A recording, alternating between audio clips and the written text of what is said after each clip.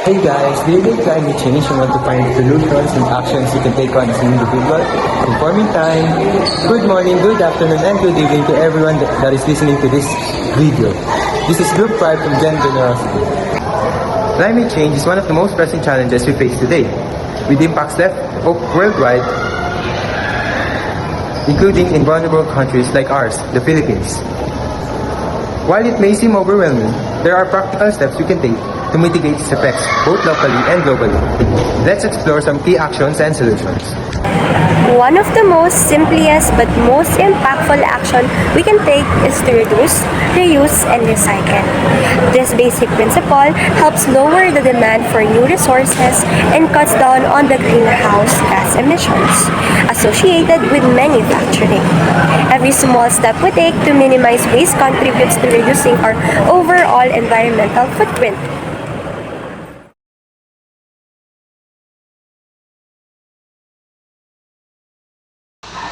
It is important to consider our diet as well. Shifting towards a sustainable diet, especially reducing meat consumption, can significantly lower our carbon footprint. Livestock farming is a major source of methane emissions, so opting for plant-based meals whenever possible is another practical way to make a difference. A simple way, yet powerful action, is planting trees. Trees act as natural carbon sinks, absorbing carbon dioxide from the atmosphere.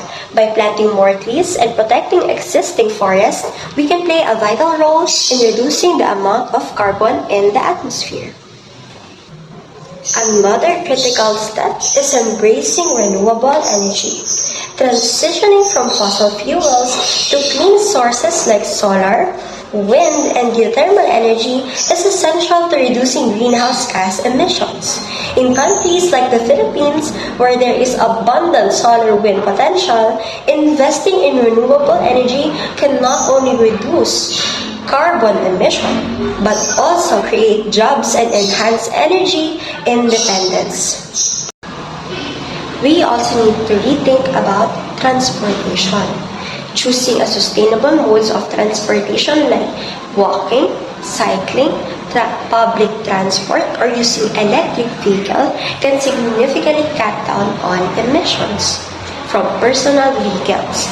Small changes in our daily routine, like carpooling or using public transit more frequently, can make a big difference over time.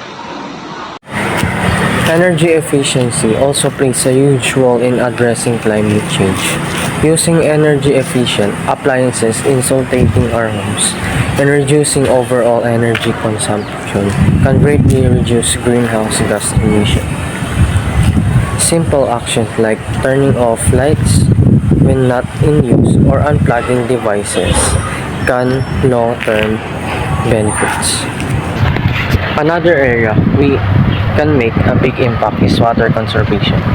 Saving water reduces the energy needed to pump heat and create heat, thus lowering emission. Conserving water in our daily activity, whether through shorter showers or fixing leaks, can contribute to a reduction in our energy consumption. To make a large-scale impact, it's crucial to advocate for policy change, supporting policies that promote renewable energy, limit carbon emission, and encourage sustainable practices helps create the systematic change we need. Governments and institutions have the power to drive significant progress, but they need support from their citizens to take a bold action. Finally, we must educate and raise awareness, sharing information about climate change with our communities on social media and through local engagement can inspire others to take action. More people are informed and motivated to act, the faster we can create meaningful change. One of the most promising opportunities for the Philippines is expanding its use of renewable energy. The country has significant potential for solar and wind power, and investing in these resources can reduce dependence on fossil fuels while contributing to climate resilience. Promoting sustainable agriculture is also essential. By adopting practices like the agroforestry and organic farming, the Philippines can not only reduce greenhouse gas emissions, but also increase its resilience to climate change impacts on food production. country faces a major challenge with plastic pollution. Improving waste management through better waste segregation, recycling, and reducing the use of single-use plastics is crucial for both environmental protection and climate change mitigation. As a coastal nation, the Philippines is also at risk from rising sea levels and storm surges. Investing in coastal protection measures, such as seawalls and mangrove restoration, it can help protect communities from the worst impacts of climate change. Developed nations have committed to providing financial assistance to help countries like the Philippines transition to a low-carbon economy and adapt to climate impacts. This support is crucial for ensuring that all countries, especially the most vulnerable, can meet their climate goals. Technology transfer is another important global solution.